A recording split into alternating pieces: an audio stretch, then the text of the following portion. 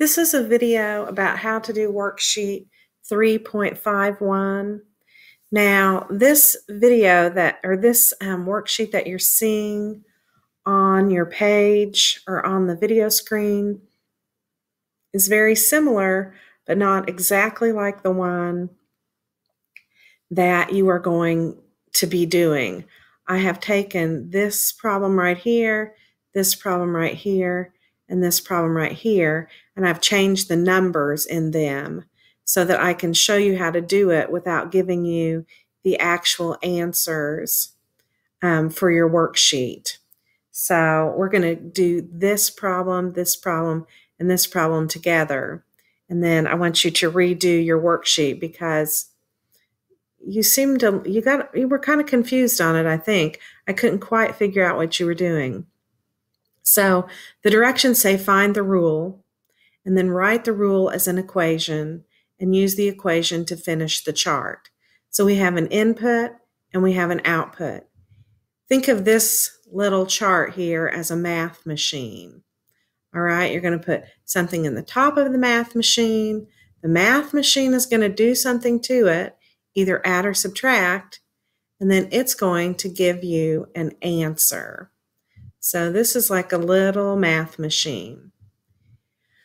So if we start off and we put in C, or we put in a number like 8, and the math machine does something to it, either adds or subtracts, and comes up with D, the bottom number, or 10, then what did we do? We started off with a lower number, ended up with a higher number.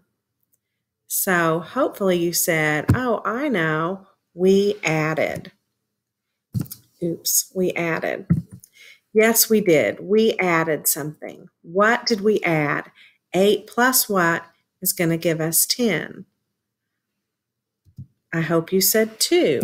8 plus 2 is going to give us 10.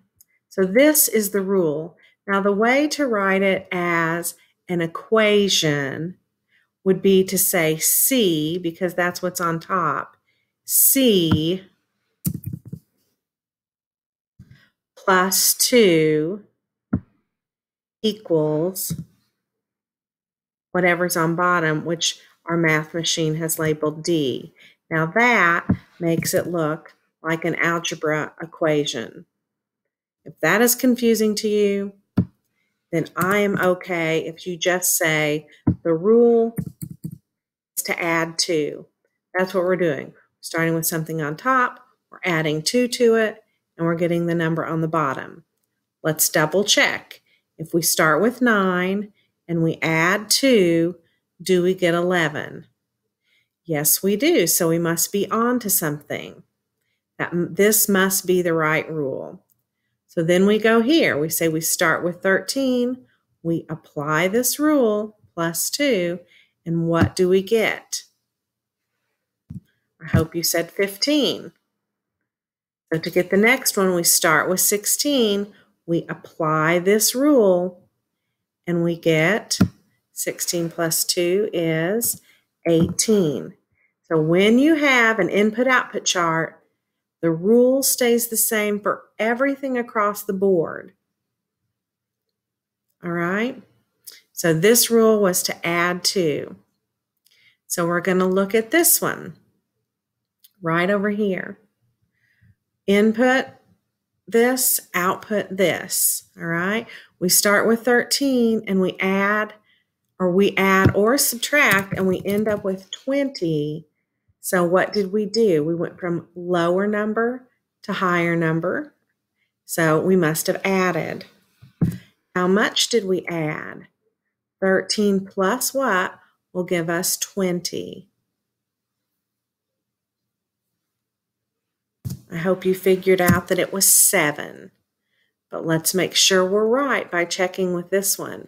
16 plus 7, does that give us 23? It sure does. So this is our rule. So we start with 17. We apply our rule. We add 7 to it. What do we get? We get 24. We start with 24. We add 7 to it. What do we get? 31. All right. Now we're going to look at our third one that I have set up for you. And we start with 18. We do something to it inside the math machine, and its output is 10. So we start with 18, which is greater than 10. So that must mean that we subtracted. We start with 18 and we end up with 10. How much did we subtract?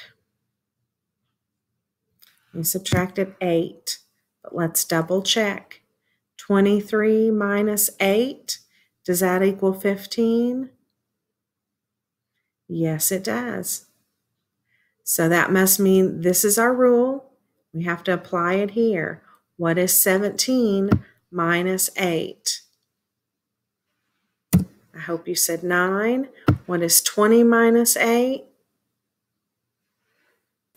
12. All right, so whatever you do to the top, you have to do that all the way across. And that is your rule. And then you fill in the right numbers here.